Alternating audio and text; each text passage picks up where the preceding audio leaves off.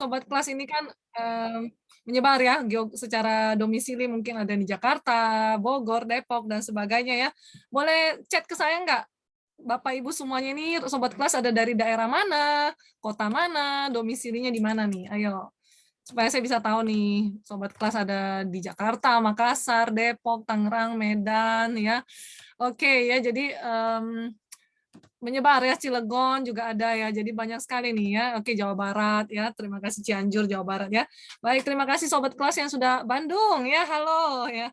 Jadi terima kasih sobat kelas yang sudah menyempatkan malam minggunya ya untuk menemani saya gitu ya, untuk men-share beberapa mungkin teknik-teknik ataupun ilmu tentang sosial media ya.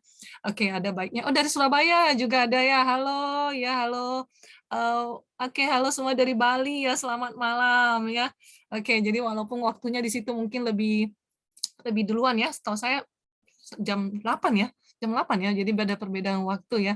Oke, senang sekali ya hadir di malam hari ini.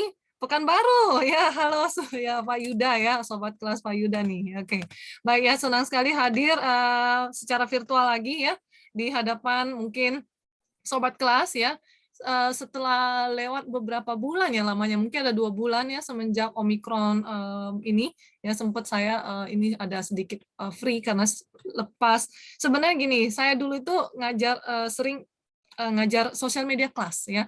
Jadi kalau sobat kelas yang pernah ikut, sosial media kelas sebelumnya, saya sempat sampai bulan Januari kemarin setelah, di akhir tahun yang lalu ya, sudah saya mulai juga beberapa kelas sosial media. Di situ ada ngebahas tentang Facebook, seperti di belakang saya ini, oh di belakang kanan ya, Instagram ya, Twitter, eee apa namanya, WhatsApp ya. Jadi, lalu kemudian saya udah membahas tentang satu persatu, YouTube juga ya, TikTok ya, satu persatu kemarin waktu di kelas sosial media ya. Oke, ada baiknya jadi malam hari ini saya juga men-share suatu, teknik ya, kalau bisa saya bilangnya sih ini teknik yang lagi kekinian saat ini. Kenapa saya bilang kekinian? Karena, sekarang ini kita hidup di zaman yang namanya, sosial media ya. Apakah sudah terlihat mungkin di layar masing-masing sobat kelas sudah terlihat nggak ya? Terlihat nggak ya? Bisa diinfokan, terlihatkah? Terlihat ya, sudah terlihat ya dengan jelas ya. Oke, baik, terima kasih. Jadi mungkin, saya akan memulai, ini agak sedikit ribet ya. Oke. Ya, jadi, topik malam ini saya ambil tentang copywriting nih, ya. Suatu teknik iklan, iklannya di sini adalah iklan digital pastinya, ya, iklan digital yang suatu teknik yang lagi ngehits lah ya. Ya, jadi saya ambil kata kekinian supaya, eee gampang diingat ya, milenial juga pasti tahu kekinian itu apa ya, jadi kita selalu harus update ya, jadi kekinian-kekinian seperti itu ya. Jadi ini copywriting nih, dari segi bahasanya kan copywriting ya, lalu kemudian oke, hari ini malam ini tanggal 26 Maret ya, hari Sabtu, bersama saya dengan Liana Wijaya ya. Mungkin sebelum saya memaparkan lebih jauh tentang konsep copywriting, seperti kata pepatah ya, "Tak kenal maka tak sayang," ya. Jadi tentu saja saya juga harus memperkenalkan diri, ya, ini adalah next slide dari saya, ya. Jadi, salam kenal sobat kelas semuanya.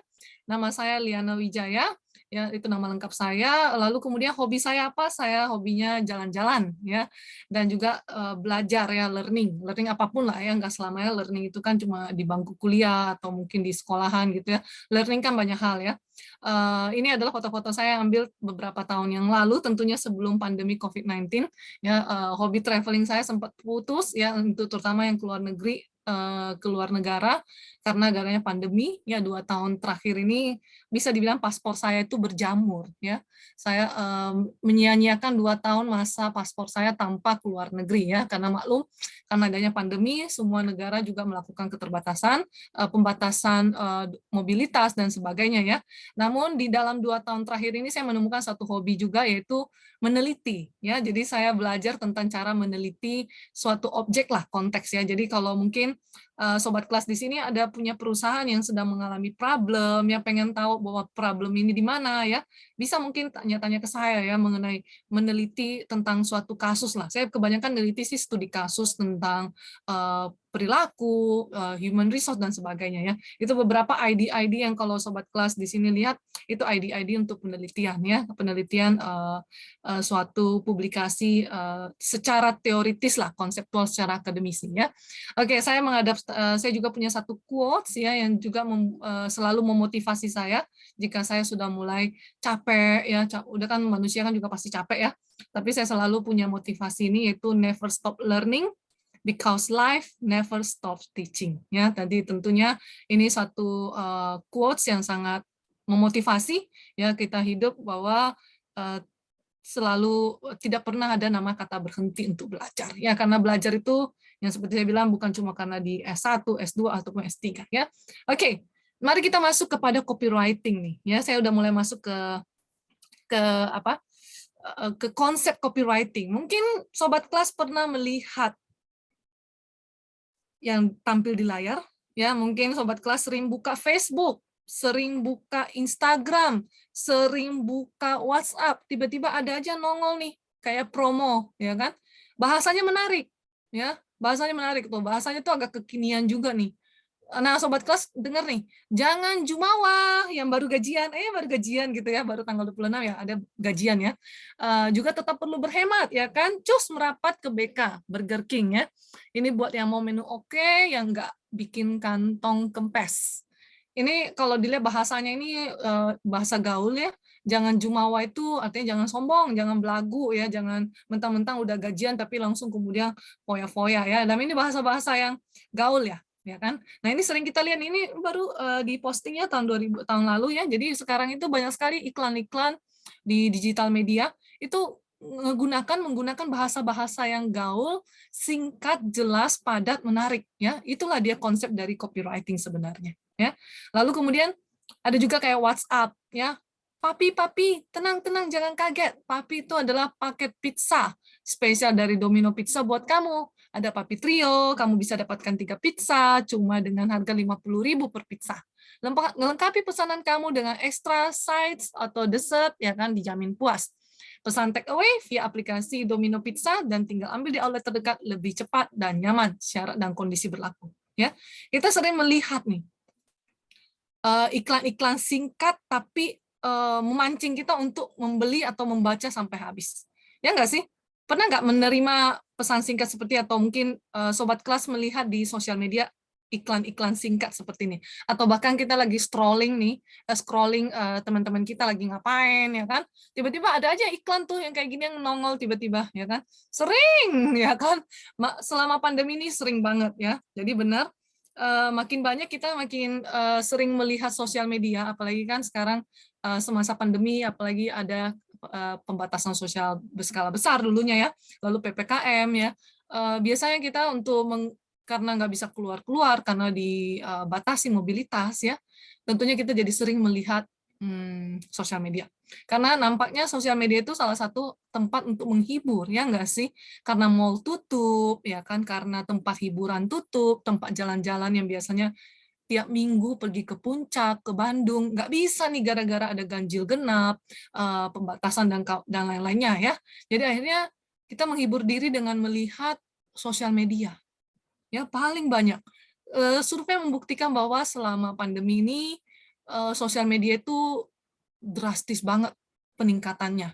Ya, drastis peningkatannya dari segi bisnis juga ada, dari segi orang menggunakannya lebih banyak, ya, menghabiskan waktu untuk melihat sosial media udah banyak banget. Ya, ini saya yakin karena satu sisi work from home, study from home, everything from home, ya kan, membuat kita itu selalu melirik, wah, teman-teman saya ini lagi ngapain ya di sosial media, ya nggak sih? Ya, nah itu dia ya. Jadi kita saat ini di sosial media itu udah dibanjiri dengan model-model teknik iklan seperti ini. Tapi mungkin sobat kelas nggak nyadari bahwa ini adalah sebenarnya teknik copywriting. Mulai penasaran kan?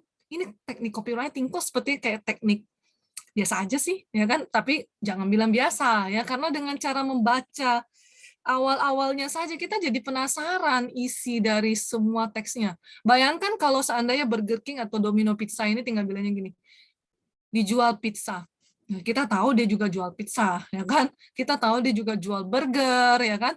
Jadi kan nggak menarik gitu loh. Ngapain sih ngulang-ulang lagi? Kita udah tahu Burger King itu jualnya burger. Kalau dia sampai ngulang-ulang lagi, kami ada burger ayam, burger ikan, burger sapi, triple cheese dan sebagainya, bosan ya kan? Sebenarnya kita udah tahu banget Burger King menunya apa aja gitu ya. Nah itu dia ya. Jadi mulailah kita masuk kepada slide berikutnya. Nah kalau saya tanyakan nih, Sobat kelas ada nggak sih yang tahu apa itu copywriting sebelum mengikuti webinar malam ini? Ada nggak yang udah pernah tahu apa itu copywriting? Setidaknya pernah dengar gitu? Pernah nggak sih? Atau ini benar-benar hal yang baru bagi sobat kelas yang hadir di sini ada kurang lebih 70 orang? Ayo, siapa bisa chat dulu? Tidak pernah ya? Oke, dari sobat kelas Vida. Ada lagi nggak nih? Pernah dengar tapi nggak ngerti. Oke, sobat kelas Ferni, sobat kelas Siswadi ya, belum tahu nih.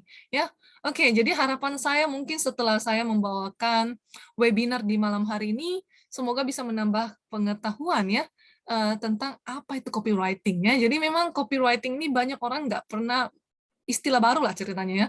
Tapi teknik-teknik ini ya akhirnya di sekeliling kita gitu loh. Tapi orang akhirnya sekarang bilangnya namanya copywriting ya. Copy dan writing ya. Jadi saya anggap rata-rata mayoritas pernah dengar tapi belum tahu dengan pasti, belum tidak mengerti apa itu copywriting ya. Oke, jadi saya bahas aja sesuai dengan teks yang tadi saya bilang judulnya.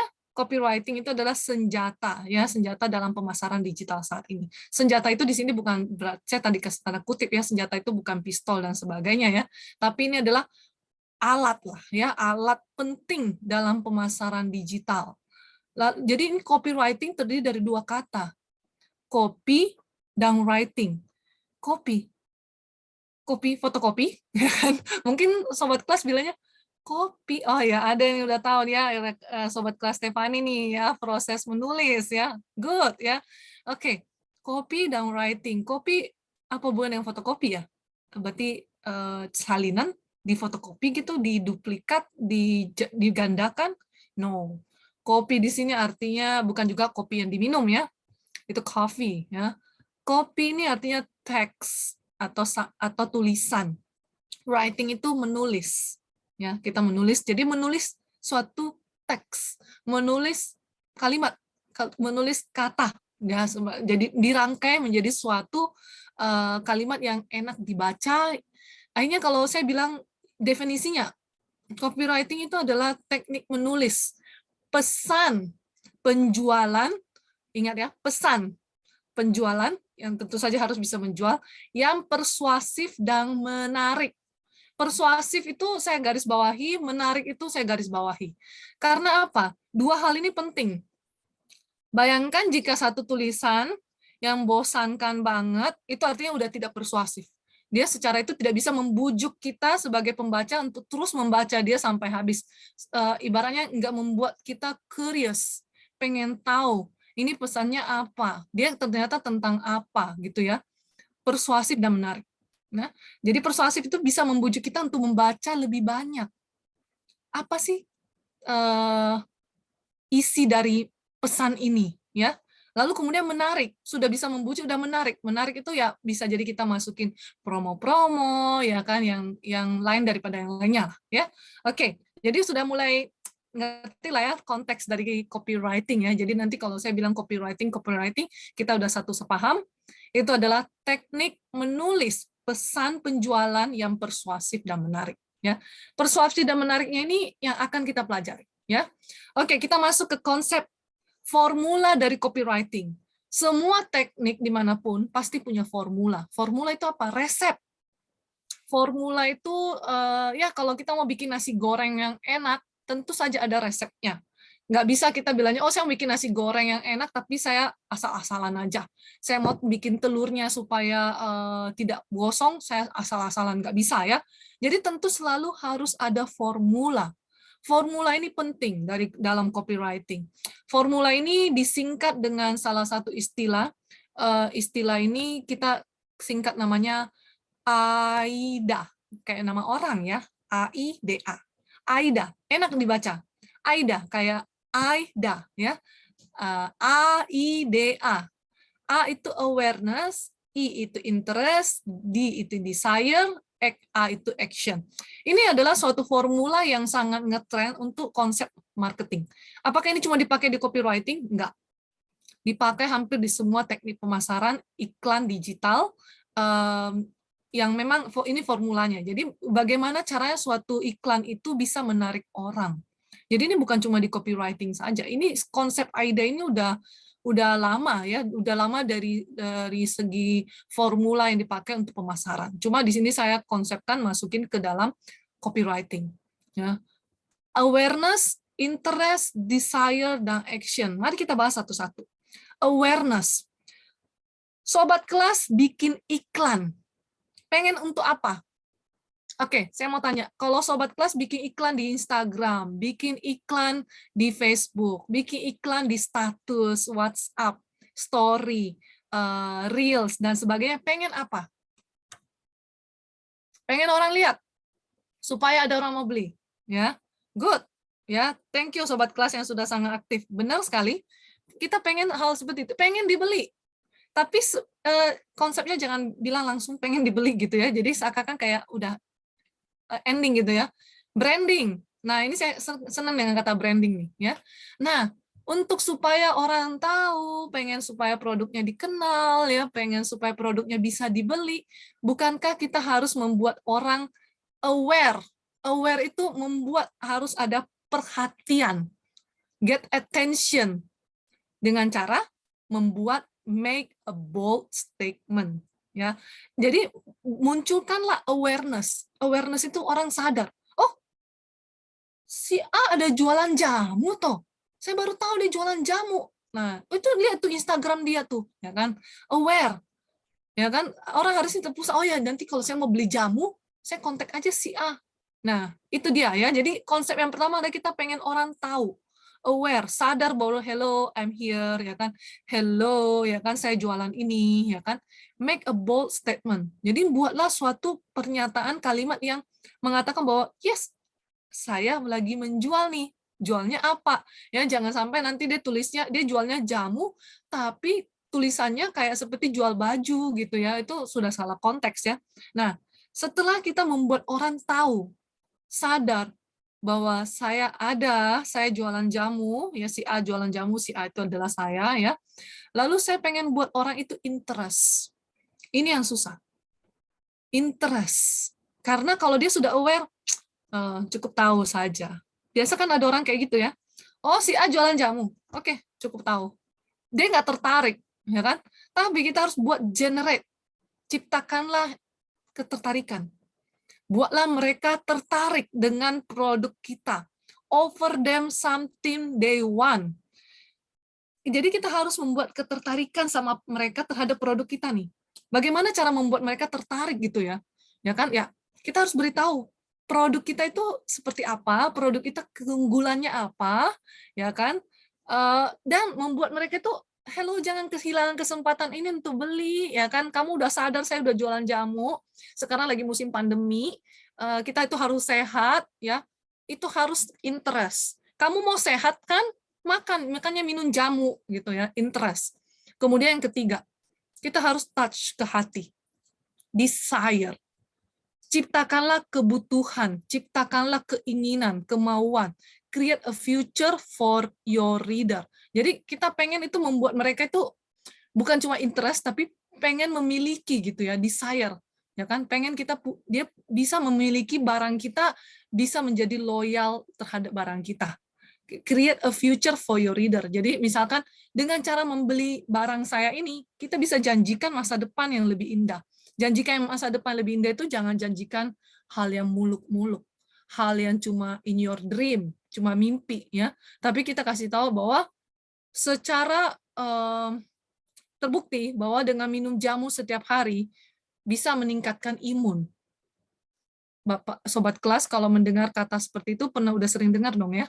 Selama pandemi ini bilangnya kita diminta minum jamu ini, jamu itu supaya meningkatkan imun ya secara natural ya. Nah, itu kan pengen kita oh iya ya. saya mau sehat nih selama pandemi ini, saya nggak boleh sakit, nggak boleh kena namanya corona. Mau nanti dia jadi Omikron kayak Deltacron kayak apa Megatron dan sebagainya terserah. Ya kan yang penting saya harus jadi superwoman. Ya, ibaratnya saya adalah future reader. Ya, saya mau supaya saya sehat, ya saya minum deh jamunya. Ya. Lalu kemudian udah nih punya niat, punya tahu, punya ketertarikan, pengen beli, lalu apalagi yang ditunggu? Action. Minta mereka langsung beli. Tapi ingat, kita buatnya make a request, bukan paksa. Jangan ada kata-kata yang terlalu mendorong orang untuk sengaja selalu belilah sekarang. Itu namanya hard selling, terlalu terlalu terlalu to the point. Ya kita mau mereka memang membeli, tapi kan ada bahasa yang lain selain kata belilah sekarang. Kalau sobat kelas lihat ya di Instagram, sosial media saat ini, pernah nggak sih ngeliat sekarang ini banyak yang tulisnya belilah sekarang? Ada nggak sih yang kayak gitu? Kata-katanya beli, beli dong gitu. Ada nggak yang kayak gitu? Jarang kan? Jarang ya?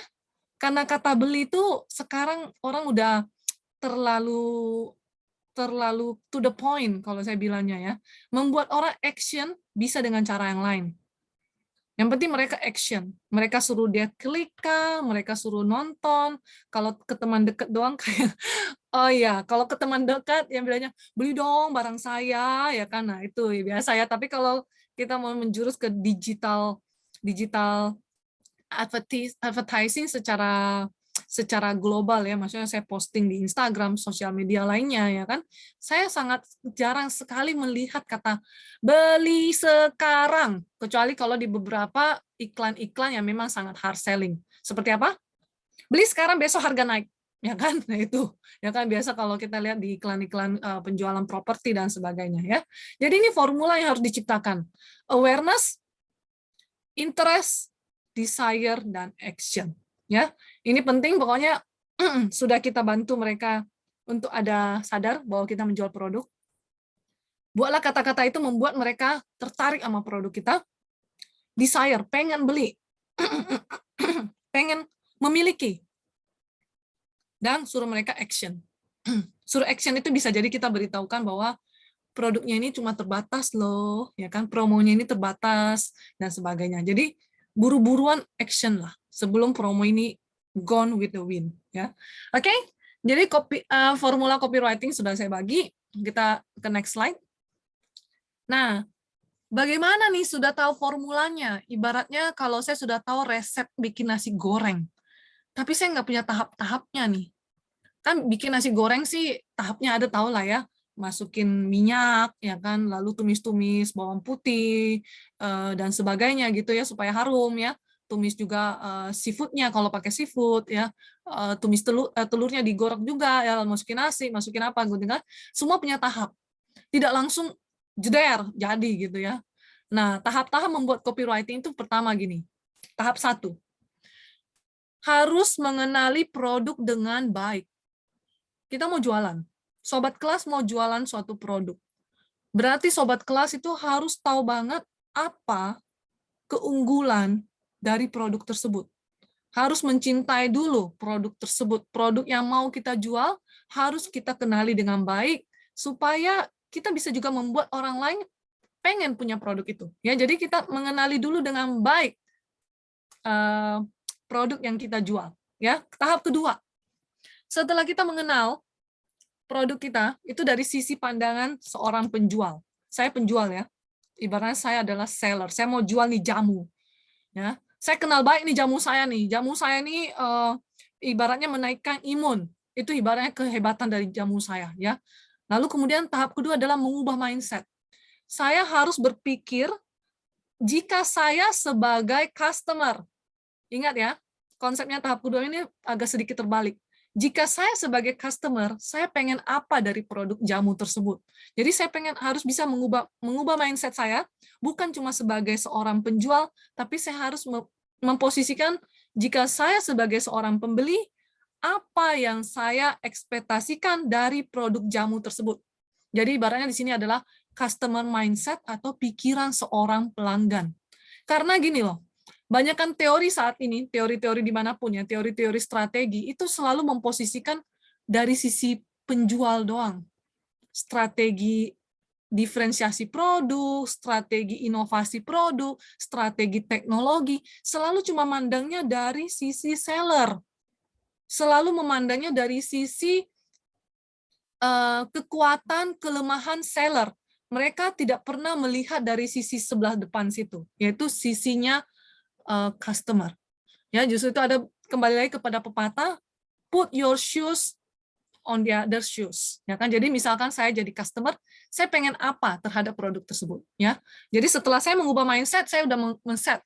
Oh ya, saya pengen kalau saya beli jamu, jamu itu tidak usah sampai 1 liter. Kalau minum boba, chat time, boba tea, ya kan, ice Milo, 1 liter enak, ya. Tapi kalau jamu konsepnya kalau minum 1 liter, kalau dibagi-bagi mungkin oke. Tapi kalau untuk cuma lebih ke personal, saya rasa kemasan yang 200 ml pun udah cukup, ya kan. Atau kemudian konsumen nggak pengen kalau pahit banget, ya. Bisa jadi ada yang pengennya pahitnya sedikit, ada juga yang pengen manisnya, apalagi kalau buat anak-anak pengennya manis, ya. Ibaratnya mengubah mindset, ya. Setelah tahap 2 ini selesai, kita udah menempatkan diri kita sebagai pelanggan. Tahap 3, belajarlah konsep kata-kata yang soft selling. Soft selling apa? Ini soft selling ini adalah suatu memang teknik menjual tapi tidak memaksa, teknik menjual tapi tidak terang-terangan, tidak di depan gitu loh, bilangnya saya jualan gitu kan. Nah, soft selling itu kayak gimana nanti akan saya bahas. Jadi memang saya menjual, tapi ingat, saya menggunakan cara lain untuk menjual. Itulah yang sering sekali kita lihat dan kita menjadi tertarik melihatnya karena secara nggak langsung dia membuat itu menarik. Nanti saya akan berikan contoh-contoh juga apa itu soft selling. Ya. Yang tahap keempat adalah sering-seringlah praktik dan juga evaluasi. Karena gini, copywriting itu bukan simsalabim, begitu saya bikin 1 kali, langsung disukai berjuta-juta orang. Tidak ada yang namanya instan di sosial media. Ya, itu jalan yang nggak pernah instan. Kalau namanya sosial media selalu butuh proses. Orang-orang yang sukses dengan menggunakan sosial medianya selalu melakukan praktik dan evaluasi terus-menerus. Bukan cuma praktik cuma 1 bulan, kemudian nggak pernah ngapa-ngapain lagi, dianggapnya itu bakalan terjadi keajaiban, orang akan menyukai produknya dengan otomatis gitu. Tidak bakalan. Orang biasa konsisten dengan melakukan update konten, praktik terus-menerus. Hari ini kalau nggak suka dengan gaya konten kali ini, saya akan ubah, saya akan menyorot dari tempat lain dan sebagainya ya. Praktik dan evaluasi terus-menerus. Oke, konsep evaluasi memang tidak bisa saya bilangnya ada ukuran standar buat semua produk. No. Evaluasi di sini artinya adalah apa? Parameter yang kita set. Apakah parameter kita adalah evaluasinya itu saya bilangnya produk ini apa? Iklan ini sukses dari segi yang membeli. Misalkan udah ada 10 pembelian, saya bilangnya sukses. Ada juga bilangnya, oh at least ada orang nanya-nanya ke saya aja, setidaknya sudah sukses. Nah, parameter itu kembali lagi ke Anda sendiri, ke sobat kelas sendiri bagaimana men-set. Karena tidak pernah ada hukum rule-nya bilangnya evaluasi itu harus Anda punya followers 100 orang per hari, yang nge-likes 25, yang membeli 50, wah kalau kayak gitu stres banget. Ya kan? Nggak bakalan terjadi. Karena praktik dan evaluasi ini kembali lagi kepada Anda yang mempunyai copywriting ataupun produk tersebut. Jadi semua digital marketing itu kita sebagai pengguna, kita sebagai seller, kita yang lebih berkuasa atas itu. Menentukan bagaimana memprakteknya dan melakukan evaluasi terus-menerus. Ya. Jadi diingat, kenali produk, mengubah mindset, belajar kata-kata soft selling, praktik dan evaluasi terus-menerus. Ya. Mungkin ada yang mau ditanyakan dulu sebelum saya ke next step-nya yang lebih lebih fokus. Ada yang mau ditanyakan? Ada pertanyaan? Kalau ada pertanyaan mungkin bisa di chat ya, kalau nantinya ada ya. Oke, kita lanjutkan mungkin ke next slide-nya. Nah, sekarang tadi saya udah bilang, apa beda soft selling dengan hard selling? Dua istilah ini, be aware. Ada beberapa video ada beberapa cara teknik iklan yang tanpa sadar itu adalah sebuah soft selling. Sobat kelas kalau melihat sekarang ini banyak orang tiba-tiba, ini gaya saya pergi ke sekolah. Ini gaya saya kalau pergi ke kondangan. Jadi dia ganti-ganti baju nih kayak gambar ini. Ini adalah saat saya pergi ke kantor. Ini adalah saat saya pergi-pergi ke hangout. Lalu kemudian ending-endingnya dia bilangnya, suatu merek baju. Tapi awal-awal kita ngelihatnya, ih keren ya bajunya. Tapi dia nggak, di awal dia nggak ngomong nih, saya jualan baju loh. Ini baju saya pada saya ke kantor. Ini saya jualan baju pada saat saya pergi ke pasar. Ini saya jualan baju pada saat saya pergi ke kondangan. Dia nggak ngomong jual, tapi dia memberitahukan kita gaya hidup dia dengan settingan plot daily life. Orang suka sekarang itu membuat suatu konsep kayak daily life. Ya kan? Jadi misalkan dia setiap hari pergi ke sekolah, ya anggaplah dia pergi ke kuliah ya. Kalau kuliah kan ke kampus kan baju bebas ya. Kalau sekolah sih ada seragam ya. Nah, dia pergi ke kampus. Ini loh outfit of the day gue, ya kan? Keren ya kan? Ini kalau gue lagi hangout sama ke cafe sama teman-teman sama bestie-bestie aku, ya kan? Wih, bagus juga nih bajunya ya kan? Ini kalau udah malam nih aku nongkrong-nongkrong lagi sama keluarga saya di restoran, ya. Kalau hari Sabtu sama Minggu, ini baju saya outfit of the day. Jadi dia pamer tuh baju-bajunya. Kita ngelihatnya sih seperti hal yang biasa, tapi ending-endingnya dia akan bilangnya mau dengan busana seperti yang saya kenakan, hubungi gitu. Itulah dia, itu adalah soft selling. Yang kedua, caranya apa sekarang ini? Mungkin sobat kelas sering melihat orang tutorial makeup. Gimana ya cara pakai eyeliner ya? Oh, cara pakai eyeliner gini loh, ini dibentukin gini, dikasih teknik-teknik ya kan, eyeline. Ending-endingnya dia akan bilang, untuk eyeline yang bisa tahan 8 jam, ini loh, saya pakai ini loh, eyeliner ini loh, itu dia. Akhirnya kan kita jadi bilangnya, oh, modelnya ya di TikTok banyak, bukan cuma TikTok, Reelnya Instagram, bahkan masuk di postingan seperti biasa juga banyak ya.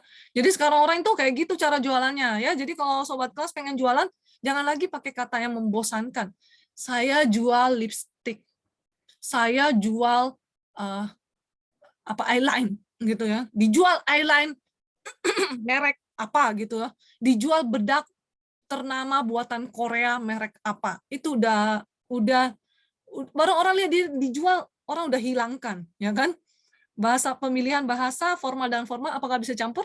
Silahkan, tidak masalah. Tergantung target pasar. Kalau saya bilangnya sih tergantung target pasar. Jangan menggunakan bahasa yang target pasarnya itu juga nggak ngerti, ya kan? Target pasarnya misalkan kita pengennya milenial, tapi pakai bahasanya yang terlalu profesional, yang sepertinya cuma kalangan-kalangan yang profesional yang bekerja di bisnis mana gitu yang ngerti gitu ya, kayak konsep-konsep istilah-istilah ya yang bikin orang capek, ini istilahnya apa ya tadi ngomongnya ya kan, terlalu istilah banget gitu loh. Sementara milenial sama generasi ke bawah itu mungkin belum sampai ke arah sana gitu loh istilahnya ya kan. Ya itulah dia, kayak konsep ini semi formal, daily, acara keluarga, acara dengan teman-teman, makeup Korea pakai produk lokal, ya kan, seperti itu. Intinya dia akan ada jualan di akhir. Sementara di sisi kanan, kalau orang ngelihatnya gini, for sale, dijual, dijual, dijual.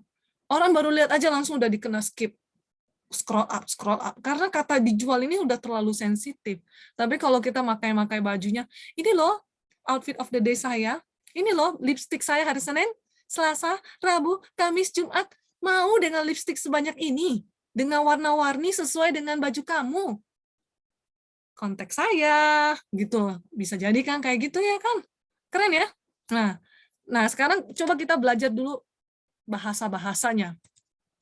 Bahasa-bahasanya kalau seandainya di hard selling, kita selalu dengar orang bilangnya, beli segera sebelum promo habis. Beli segera cuma untuk 100 orang. Kata beli segera ini, beli itu pokoknya intinya sell, dijual, dibeli, itu udah kata-katanya terlalu hard sell, terlalu to the point. Kita tahu dia jualan, kita tahu dia penjual, dia suruh kita membeli, ya nggak sih? Ya kan? Tapi kata beli segera, biasanya gimana nih kalau menurut sobat kelas, bahasa halus untuk menyuruh orang membeli segera. Kira-kira apa? Ayo, sobat kelas, coba kasih saya ide. Kira-kira apa nih? Kalau saya mau menggantikan kata konsep beli segera, tapi lebih soft, lebih persuasif. Ayo, apa nih? Saya mau lihat sobat kelas. Wes, betul. Dari sobat kelas Winoto, miliki segera, ya. Setengah memaksa. Oke, stok terbatas gitu ya. Ya bisa juga seperti itu, stok terbatas, tapi biasanya orang bilangnya sekarang miliki segera. Kata beli itu udah diganti dengan kata miliki. Jauh lebih mengena ke pribadi orang. Kalau saya membeli, saya sudah pasti memiliki barang itu kan. Ya kan? Nah, sekarang orang udah berbagi miliki segera, ya kan? Bla bla bla promonya dan sebagainya ya. Yang kedua, kalau seandainya saya mau mengganti kata harga murah, apa nih? Harga murah handphone iPhone 13 dijual atau milik apa gitu ya, harga murah nih. Apa kira-kira? Kalau mau gantikan kata harga murah, kok jangan lewatkan ya nanti ya kan.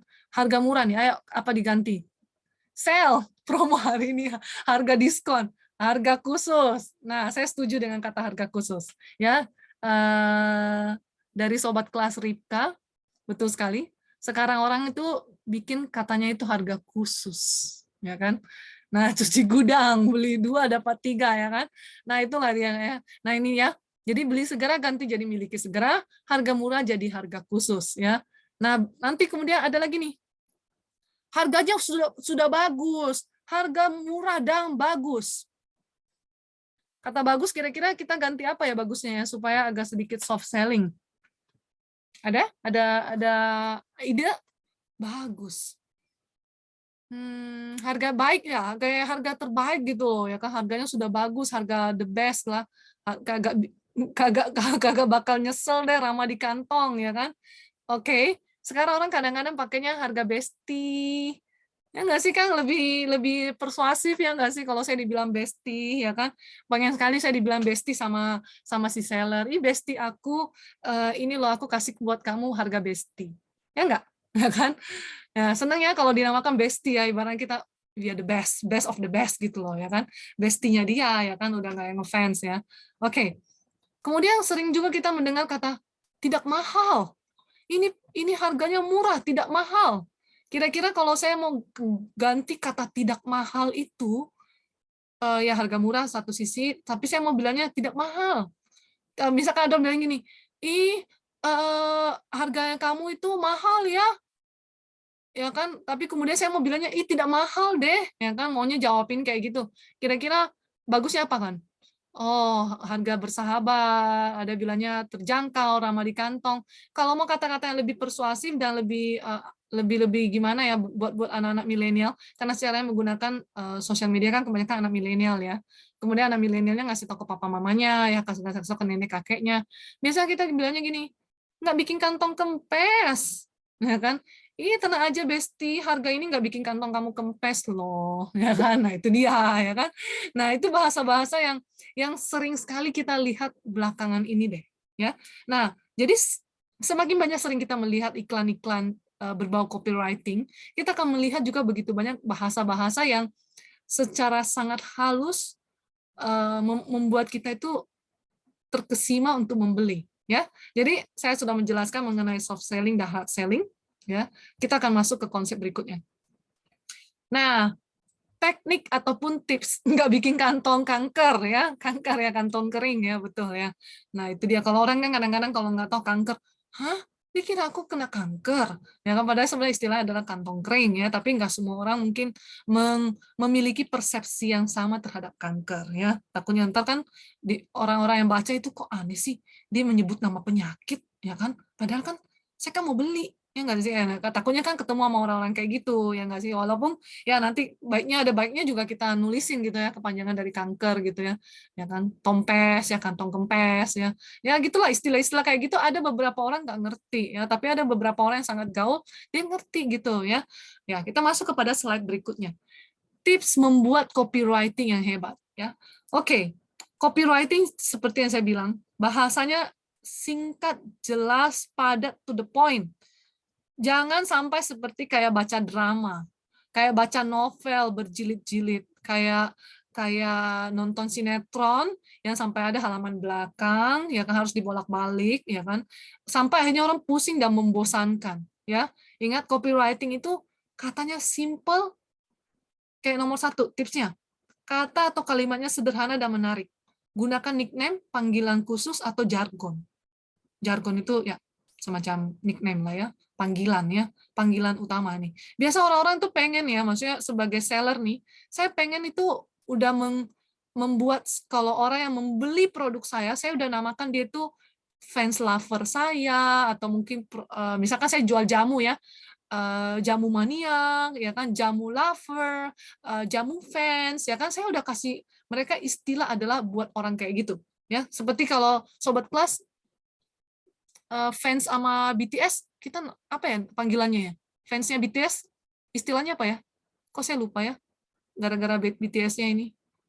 Ada istilahnya tuh kalau saya sebagai fansnya BTS. BTS apa ya? Kalau orang kayak main bola juga. Ah, betul, ARMY ya. Saya kok lupa ya, saking mungkin udah lama nggak melihat BTS, terakhir kali waktu McDonald lagi promo aja ya. Nah, ya kan, istilah ARMY nggak semua orang tahu loh. Hanya buat yang pencinta BTS aja mereka mengatakan mereka adalah ARMY, ya kan? Ya kan?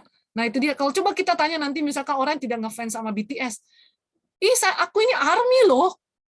ARMY. Kamu dari tentara mana? Kamu habis pulang dari perang dari mana? Ya kan? Karena kata ARMY kan tentara, ya kan?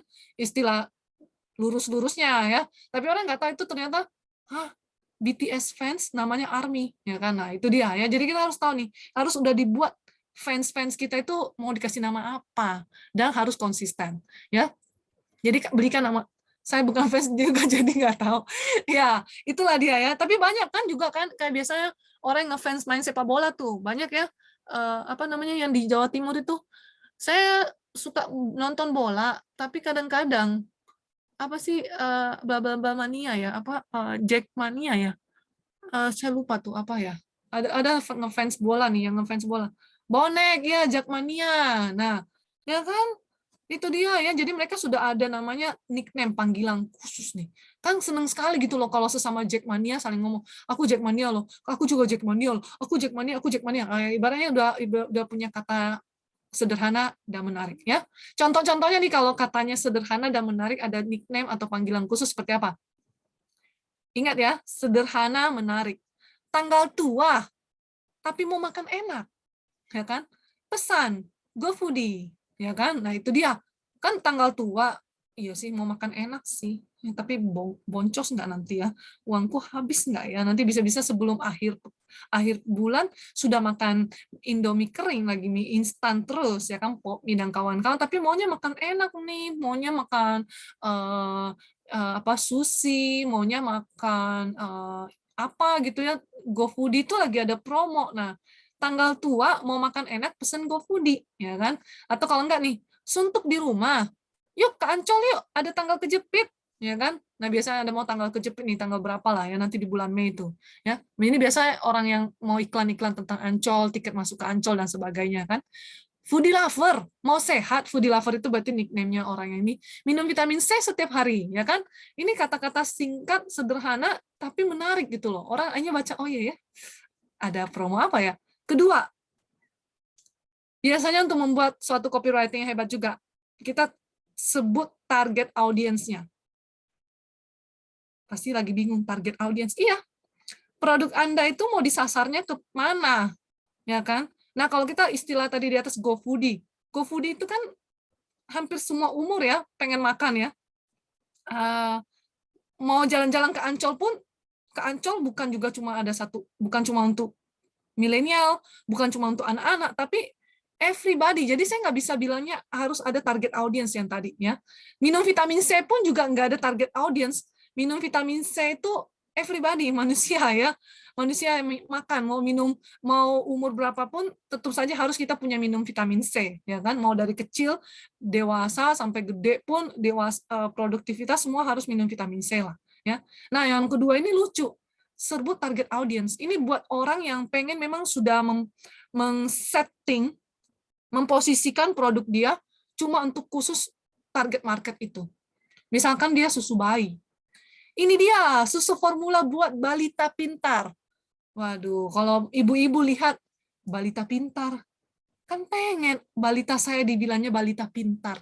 Apalagi dibilangnya, ini dia minuman susu formula untuk balita pintar. Kan ibu-ibu, bunda-bunda itu pasti senang sekali ya balita saya disebut balita pintar. Ya kan? Saya harus beli susu formula itu. Ya. Yang kedua, minum vitamin apa gitu kan, agar jadi lansia aktif dan produktif. Nah ini udah dikasih targetnya nih, lansia. Jadi vitamin itu ditujukan untuk manusia lanjut usia, ya kan, lansia. Jadi apakah saya seumuran gini saya minum? Mungkin saya akan bilangnya saya beliin itu buat mama saya beliin itu buat kakek saya, ya supaya mereka jadi aktif dan produktif.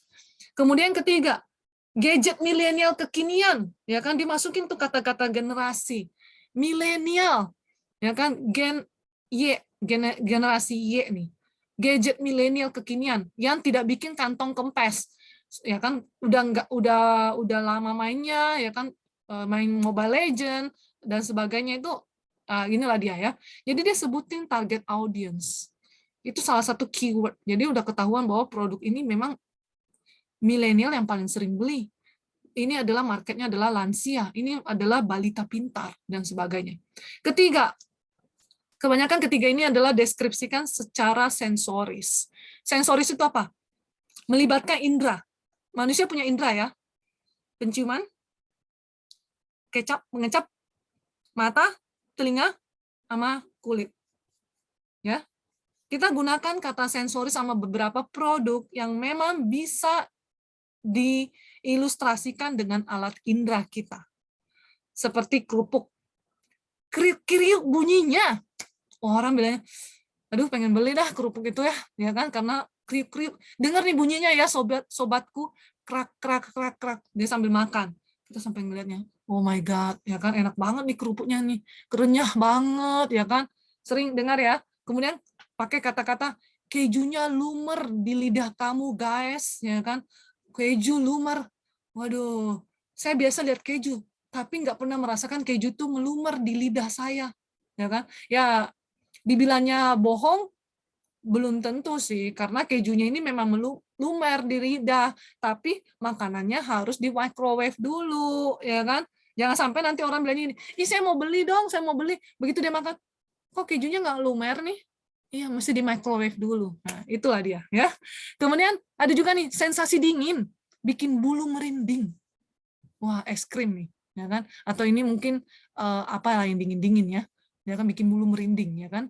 Nah, itulah dia ya. Jadi kita gunakan sensoris. Jadi tergantung nih, apakah tiga-tiga ini harus bisa masuk dalam satu kata? Sebaiknya enggak. Kita gunakan yang mana menurut sobat kelas yang penting buat di-highlight. Mungkin kali ini sobat kelas pakai dulu kalimat sederhana dan menarik. Ya, besok-besok sobat kelas mention, ini loh target audiensku loh, untuk generasi milenial yang mau sehat, ya. Atau mungkin biasanya orang kan bikin juga produk-produk untuk buat orang yang sudah kena corona ya, udah kena COVID nih, buat penyintas COVID, ya kan, supaya cepat sembuh atau supaya staminanya supaya tidak mengalami post COVID, ya kan, apa sindrom gitu loh, saya lupa ya. Nah, itu biasa ada kata-kata yang kayak gitu kan, supaya bisa cepat recover minum vitamin ini ya. Deskripsikan dengan sensoris kalau memang itu adalah berupa yang bisa dideskripsikan melalui alat indera manusia. Dan berikutnya lagi, ada lagi masih banyak ya. 4, solutif. Jadi dalam kalimatnya itu ada masalah dari segi customer. Kan kalau kita selalu memposisikan mindset kita kepada customer, kita udah bisa melihat. Kayaknya lagi mager deh. Kayaknya lagi malas cooking nih. Ya kan? Kita selalu kasih yang solutif. Jadi mereka punya masalah, kasih solusinya. Ya kan, misalkan nih contohnya nih, malas masak, pesan aja GoFoodie, ya kan? Karena ada masalah nih, kayaknya orang-orang pada malas masak lah belakangan ini, mungkin karena hujan-hujan, ya orang jadi malas masak, mungkin juga pas lagi gajian jadi malas masak, ya kan? Dan sembangan.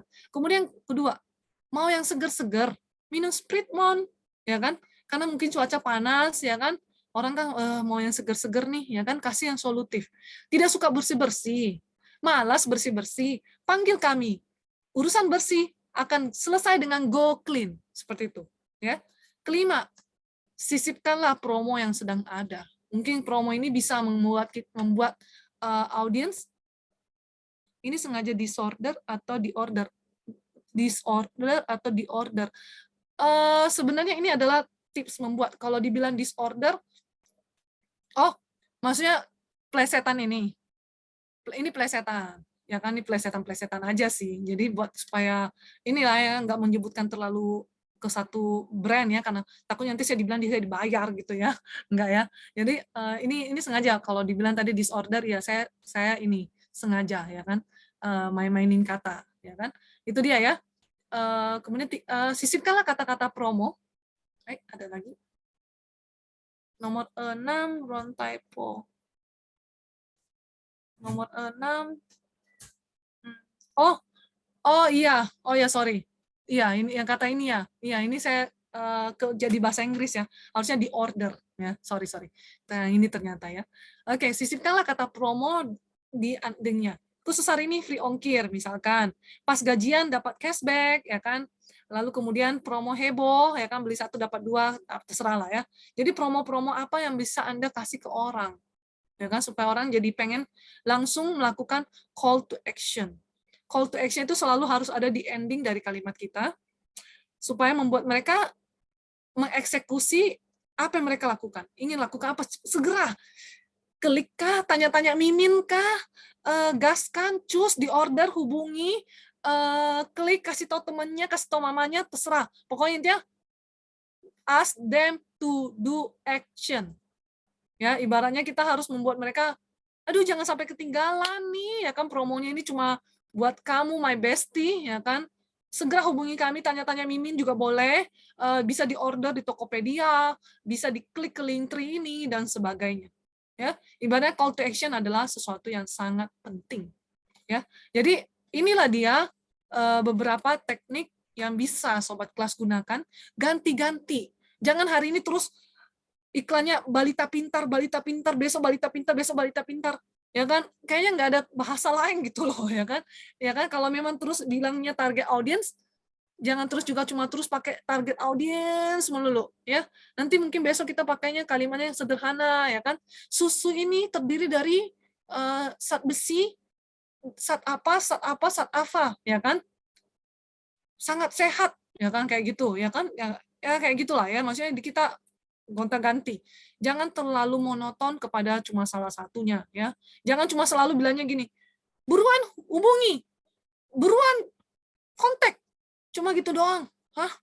Dari kemarin-kemarin kayaknya message-nya beruan-beruan terus deh, tapi ini nggak ada apa-apanya. Nggak ada bahasa-bahasa yang membuat saya terinspirasi gitu ya.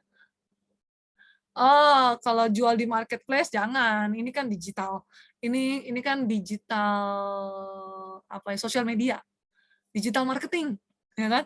Kalau marketplace kan mereka sudah punya setting-setting.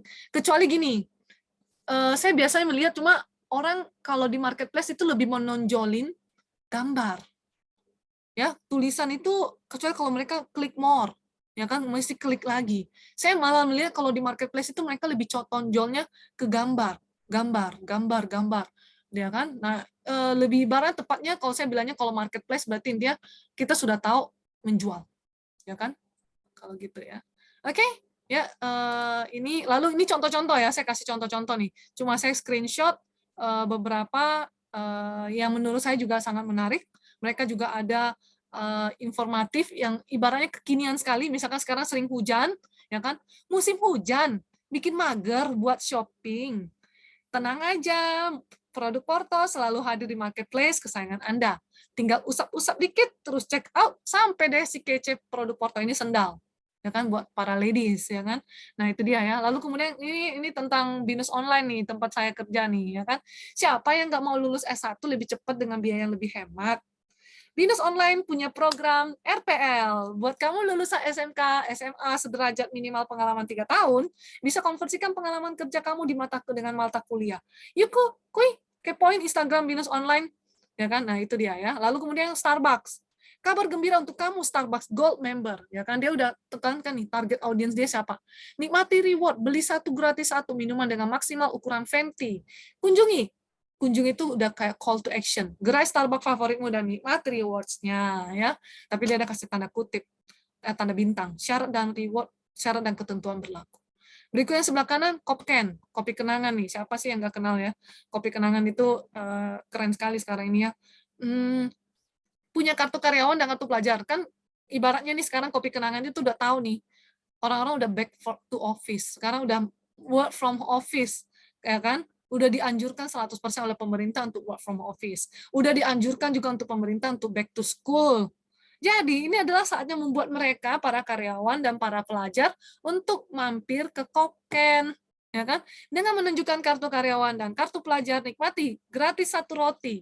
Lumayan dong, kita udah beli boba, udah beli kopi, dikasih roti, ya kan? Enak dong, ya kan? Yuk, datang ke outlet terdekat dan nikmati promonya, ya. Itu dia ya contoh-contoh yang menurut saya banyak sekali ya. Sekarang ini kita dibanjiri iklan-iklan seperti ini yang membuat saya juga merasa bahwa it's the time now ya. Oke, ada beberapa tanya nih dari sobat kelas Willy.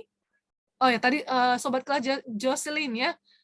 Kata-kata tersebut berlaku untuk jualan di marketplace. Saya bilangnya marketplace itu udah ketahuan banget adalah jualan ya. Kental sekali karena market dan place ibaratnya pasar ya kan. Nah, biasanya kalaupun ada kata-katanya kurang bisa dimainin di situ, terlalu baku. Orang juga nggak terlalu membaca. Biasanya cuma ada deskripsi produk kan. Ya kan ya harus kita klik next. Karena nggak mencerminkan bahwa gambar dengan tulisan itu menyatu. Sementara yang tadi punya saya yang di Instagram, kita scroll up gini aja nih, udah kelihatan gambar dan tulisan, ya nggak sih? Ya, kalau di marketplace kebanyakan gambar. Jadi saya merasa bahwa ini nggak terlalu cocok untuk di marketplace. Marketplace adalah harga lebih cenderung kepada review. Saya bilangnya sih kita namakan istilahnya electronic word of mouth. Karena kalau di marketplace bukan cuma harga yang paling murah, adalah responsif orang, responsif si seller yang didahulukan di situ. Kalau kita nanya, ini barangnya ada nggak ya? Tapi dijawabnya 1x24 jam, 2x24 jam, saya rasa goodbye. Ya, justru itu hanya yang main di marketplace, pertama, dia harus very sure mengenai ketersediaan barangnya, jangan membuat si buyers kecewa, bahwa begitu dia beli, barangnya kosong. Itu kan ribet banget, harus refund lagi, lalu kemudian kita bilangnya, ya elah, saya lagi buru-buru banget, pakainya dia habis stoknya, untuk apa dia pajang?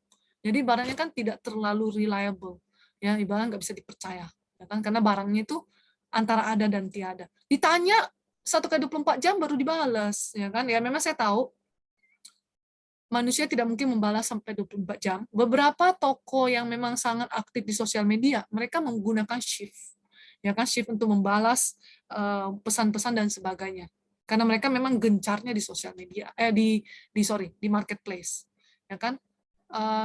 Sobat kelas Willy kalau pakai punchline misalnya punchline beli semua di Shopee gratis ongkir.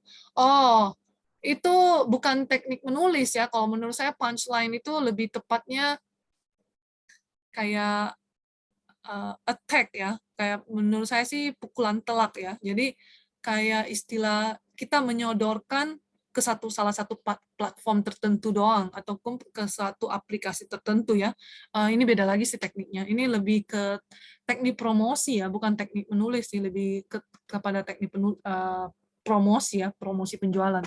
Ya, sementara kalau copywriting kan lebih gimana tuh kalimat-kalimat kata yang bisa membuat para pembaca tertarik gitu ya dengan membaca produk kita ya.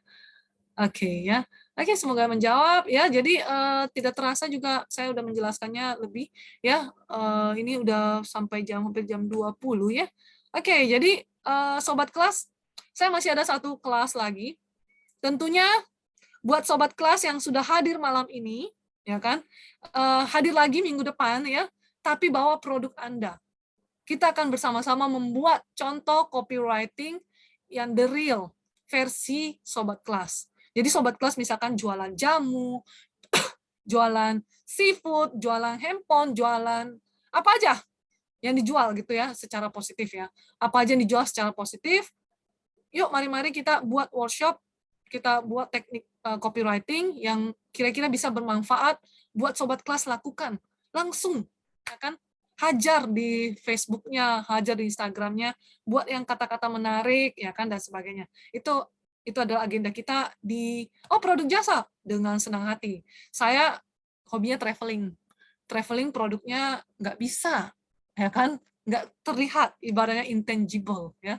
Produk jasa banyak, ya kan. Saya sering bilangnya tiket mudik habis, ya kan.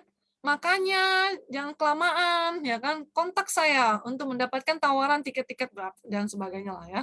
Nah, kan namanya juga orang-orang kan kalau mudik ya dan sebagainya gitu ya. Takutnya kan kehabisan ya, apalagi sekarang ini bentar lagi orang-orang pada mau mudik ya.